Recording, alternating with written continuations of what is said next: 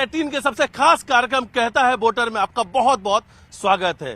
धार में क्या है मुद्दे, किन मुद्दों में जनता देगी वोट और क्या है इस वक्त स्थानीय मुद्दे लोकसभा के लिए। आप युवा हैं, क्या लगता है कि युवाओं को जो रोजगार मिलना चाहिए मिल पा रहा है? जी बिल्कुल, मुझे लगता है कि युवाओं को रोजगार मिल पा रहा है और भारतीय जनता पार्टी की सरकार में ही मिल पा रहा है, क्योंकि आदरणीय नरेंद्र मोदी जी ने सीखो इंडिया जैसे प्रोग्राम चलाए, मेक इन इंडिया जैसे प्रोग्राम चलाए, स्किल डेवलपमेंट जैसे प्रोग्राम चलाए, जिसकी वजह से युवा जो है वो अपने आप को सीख के और नई चीजों में इंडल्ज कर पा रहे हैं। तो एक एनर्जी जो युवा एनर्जी है उसको सही डायरेक्शन में हम यूज करके और युवा जो है अपने आप को एम्प्लॉयड महसूस कर पा रहे हैं। और आज हमारे मध्य प्रदेश का अगर एम्प्लॉयमेंट रेट देखा जाए तो वो पहले से कहीं ना कहीं बढ़ा है। लेकिन एक तरफ एक आंकड़ा ये भी बताता है कि यहाँ पर रोजगार नहीं है, युवाओं को पढ़ाई के लिए कहीं बाहर जाना पड़ता है। पलायन सबसे बड़ी समस्या है, नहीं लगता आपको? देखिए, एजुकेशन जो है वो एक्सपोजर के साथ मिलता है और रही बात कि यहाँ से युवाओं को बाहर जाना पड़ रहा है तो वो एक पर्सनल चॉइस होती है जो बाहर जाना प्रेफर करते हैं। परंतु भारतीय जनता पार्टी की सरकार आज यहाँ पे लॉ कॉलेज जो है ला रही है, इंजीनियरिंग कॉलेज ला रही है, ऑलरेडी महिलाओं के लिए यहाँ पे कॉलेज है।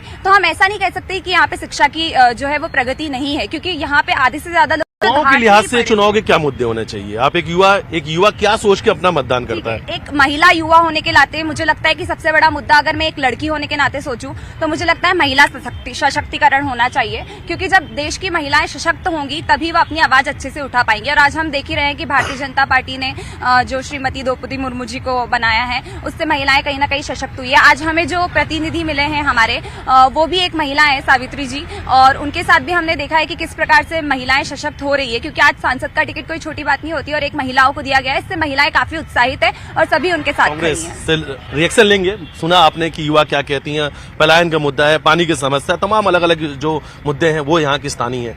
कांग्रेस क्या सोच रही है इस बार, किन मुद्दों के साथ जाएगी? और हालांकि अगर कांग्रेस की स्थिति देखें तो लोग कांग्रेस छोड़ के बीजेपी में शामिल हो रहे हैं। कांग्रेस सामने एक नया संकट भी खड़ा हुआ है। सबसे पहले तो एक बात मैं ये कहना चाहूंगा साहब, क्योंकि मेरे भाई साहब ने खुद नहीं बताया कि मेगा टेक्सटाइल का कुछ पर था, रोजगार देने के लिए इनने बनाया कि बोले रोजगार देने के लिए वो बात हमने की गई थी, पर वहाँ पर बीजेपी के थे, बीजेपी के मंत्री थे और कद्दावर मंत्री हारे और कांग्रेस जीती है। तो जनता का वहाँ पर क्या रुख था और जनता को कितना फायदा हो रहा था और युवा को कितनी नौकरी लग रही थी तो स्पष्ट हो गया। मेरी गुड़िया, मेरी छोटी बहन ने यहाँ पर भी आपको बहुत सारी बातें यहाँ पर बताई है कि स्किल डेवलपमेंट हो रही है। तो जो चूंकि सत्ता में रहेगा तो ये योजना है तो उसी को चलाना है और जनता को उसी को सोचना है। पर ये ट्राइबल बेल्ट है, धार और बदनावर को छोड़ दो तो पूरा ये ट्राइबल बेल्ट है। शिक्षा के लिए सिर्फ सक्षम लोग ही बाहर जा सकते हैं। गरीब मजदूर जो पलायन कर रहे हैं, जो रोजी रोटी के लिए पलायन कर रहे हैं, जो अपने बच्चों को पढ़ाना चाह रहे हैं, उनको वहीं की वहीं पढ़ाना है, उनको वहीं की वहीं की सहूलियतें आज तक इस ट्राइबल बेल्ट पे इन लोग नहीं दे पाए। पिछले 20 साल से 25 साल से जब से भी बीजेपी की गवर्नमेंट चलती आ रही है, कई सारी योजनाएं रोज आ रही है, रोज नई नई बातें आ रही है। इंजीनियरिंग कॉलेज हम रोज सुन रहे हैं, मेडिकल कॉलेज हमने ओपनिंग हो गया, मेडिकल कॉलेज सुन रहे हैं, बना आज तक नहीं है। सीएम साहब आते एक नई और की छोड़ के चले जाते हैं कि आयुर्वेद मेडिकल कॉलेज भी बनेगा, वो पता नहीं कब बनेगा, पता नहीं कब क्या होगा।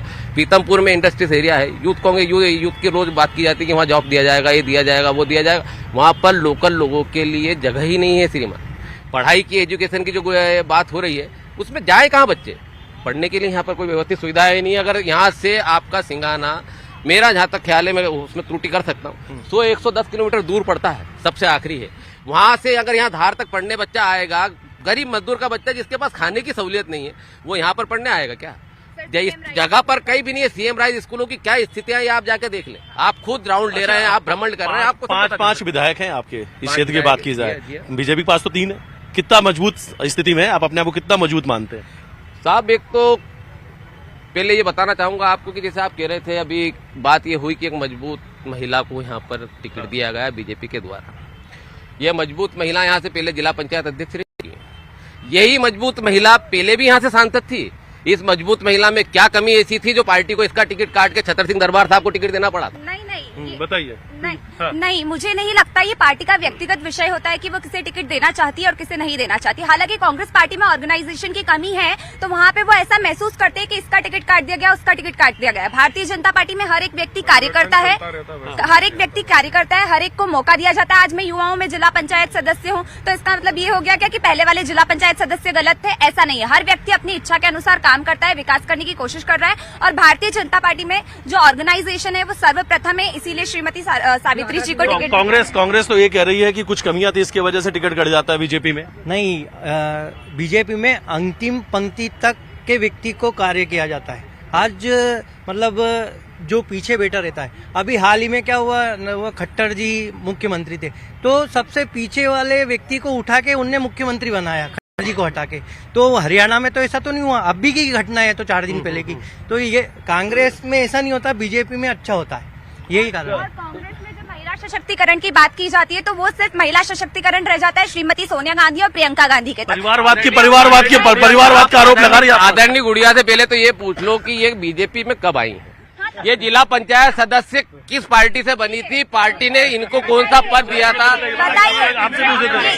एकदम सही, एकदम यही जवाब मैं देना चाहूंगी कि विचारधारा को देखकर आई हूं और यही देखकर आई हूं कि वहाँ पे श्रीमती प्रियंका गांधी और सोनिया गांधी जी के अलावा दूसरी महिलाओं को कंसिडर नहीं किया जाता। और आज आपके सामने सावित्री जी को टिकट मिला है, जो राम मंदिर की, जिस तरीके से आप लोग राम मंदिर के निर्माण का विरोध कर रहे हैं, उसके बाद कोई भी सनातनी, कोई भी भारतीय आपकी पार्टी को छोड़ेगा। और मुझे तो लगता है जय श्री राम। जो मुद्दे होते हैं, जब भी एक चर्चा की जाती है, आम जनता से जुड़े हुए सवाल पूछे जाते हैं, वो नदारत हो जाते हैं। बहस उस चीज में नहीं हो पाती है जो आम जनता से जुड़े हुए। कहीं ना कहीं दोनों पार्टी एक दूसरे पर आरोप लगाती है, तमाम जो सामने मिलकर आती है, लेकिन कहता है वोटर का कारवा लेके हम जल्द मिलेंगे नए लोकसभा सीट से। वीडियो जर्नलिस्ट संजय बुआ के साथ मिथिलेश गुप्ता, न्यूज 18 धार।